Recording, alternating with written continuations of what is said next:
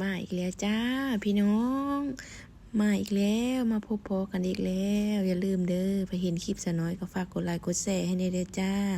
ความอยากความหิวนี่มันบ่ปานี่ไผได้พี่น้องเอ้ยเพราะว่ามื้อนี้นะสะน้อยกับไปเฮ็ดงานคือเก่านั่นแหละเนาะหลังจากที่เฮ็ดงานแบบ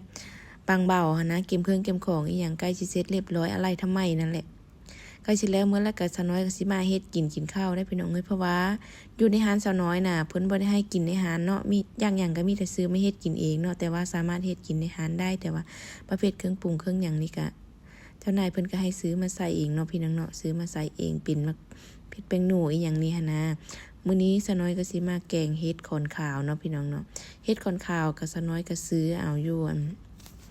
ตลาดนี่แหละแต่ว่ามื้อนี้สะน้อยได้พักมาโบบมาพร้อมพักมาโบบงามพี่น้องเอ้ยซื้อมาจากตลาดอีสานนะที่แบบว่าพี่น้องเพิ่นมาจากต่างจังหวัดพุ่นแหละเพิ่นมาจากจังหวัดกาฬสินธุ์เพิ่นสิมาขายอยู่นี่เป็นอาทิตย์นะอาทิตย์นึงเพิ่นก็สิมา 2-3 มื้อนั่นแหละพี่น้องมาก็มีอีหยังหลายๆอย่างเนาะนี่มื้อนี้สะน้อยก็ซื้อเฮ็ดมาถุงนึงเฮ็ดนี่ก็50 บาทส่วนผักมะโบกที่สะน้อยเด็ดเป็นนั้นน่ะคือกำละ10 บาทเด้อจ้าสะน้อยสิมาแกงใส่กันมื้อนี้ตอนนี้สะน้อยก็ทำการล้างเฮ็ดเนาะพี่น้องเนาะทำการล้างเฮ็ดแล้วก็สะน้อยก็สิเอาใส่ถ้วยอะไรทำไมนั่นแหละเนาะเพราะว่าเฮ็ดเวียกเฮ็ดงานไปนำแล้วก็ท้องก็อยากหิวข้าวไปนำพี่น้องตอนนี้ก็เวลาก็ประมาณ10 โมง 10 โมงปลายแล้วพี่น้องเอ้ยยามมื้อเช้ามาสะน้อยก็ต้องเก็บของก็เนาะเพื่อไว้ขายนะถ้าบ่มีของขายก็เดี๋ยวเจ้านายเพิ่นก็สิหายแหละแต่ว่าระหว่างที่เก็บของนั้นเวลาเฮาเก็บของเสร็จแล้วเนาะแบบบางเบามาแล้วนะแบบว่าพร้อมขายเนาะตอนนี้สะน้อยก็สิได้แยกตัวเองออกมาเฮ็ดกินเนาะเพราะว่าสะน้อยก็เริ่มหิวข้าวแล้วก็เฮ็ดข้าวเฮ็ดไว้ให้สามีกินนำเพราะว่าสามีก็เฮ็ดงานนำกันนี่แหละแต่ว่าเฮ็ดคนละแผนกเนาะเพราะว่า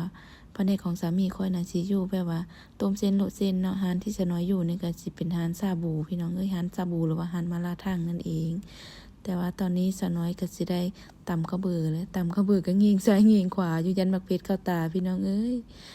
เอาโคกกับคันสิตำแห้งกับทั้งร้านก็มีลูกค้าเนาะเพราะว่าร้านสะน้อยก็มีลูกค้าหน้าร้านนำแต่ว่ามันก็มีแคชเชียร์อยู่หน้าร้านนำนั่นแหละถ้าตำดังเพิ่นก็สิเอิ้นขึ้นมาใส่เพิ่นก็สิหายเด้ตอนนี้สะน้อยก็ได้เอาเฮ็ดลงหม้อเนาะพี่น้องจะทำการแกงแล้วแหละใกล้จะได้กินแล้วหิวข้าวก็แห้งๆขึ้นมาเลยได้พี่น้องเอ้ยทางนึงข้าวพร้อมมึงแม่หดข้าวก็อายุท่วนหดข้าวก็หดข้าวจิ๋วหดข้าวน้อยจังเลยพี่น้องเอ้ยทางหอมข้าวทางหอมแกงเฮ็ดโอ้ยเป็นตาแซ่บเป็นตาโน่ได้พี่น้องเอ้ยใกล้จะได้กินแล้วตอนนี้ก็ใส่ข้าวบุ้งข้าวเบอร์ลงไปพี่น้องเอ้ยแกงเฮ็ดสะน้อยนี่สิได้ใส่ข้าวเบอร์เด้อแต่ว่ามื้อนี้บ่มีจะนางสะน้อยก็เลยบ่ได้ใส่น้ำยานางนะเพราะว่าลืมซื้อหรือว่าแบบมันสายแน่แล้วแหละแบบซื้อบ่ทันเนาะตอนนี้สะน้อยก็เอาผักมาโบกลงไปแล้วตอนนี้หม้อโพดสะน้อยก็สิคนโอ้ยหอมทวนชิมเบิ่งแซ่บหลายพุ่นเนาะ